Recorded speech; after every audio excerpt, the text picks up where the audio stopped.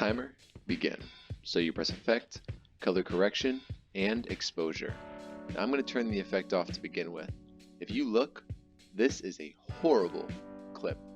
It is a shot of people on a boat in Venice. I'm not sure exactly where the shot is taken. But what you can tell is that it's blurry, it's a little bit underexposed, there's not enough brightness, you can't even really see sharpness from the pictures and sharpness from the buildings.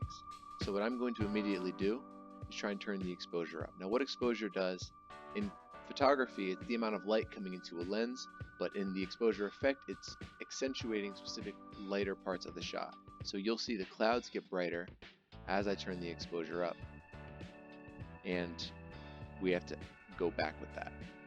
But the whole thing is, this shot's a little bit too dark. So a little bit of exposure is going to be very helpful. Now you'll see effect and no effect, effect and no effect. It's a general brightness that doesn't alter too much. Now, in order to offset sometimes when it's overexposed, you can turn the actual offset down and up. We're not overexposed, so this is perfect.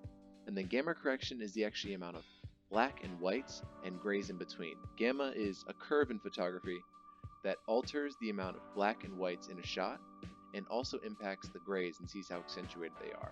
For us, this is the right amount of exposure. And it's not a grand effect, it's not supposed to be the only effect you have on a nice altered shot, but if you look, that's without exposure and this is with. It changes your whole shot, gives it a better livelihood, and gives it a better bright feeling, and that's something we ultimately all need in our shots because we have to maintain a viewer's attention. Like always, press Effect, Color Correction, and Exposure, and try this for yourself.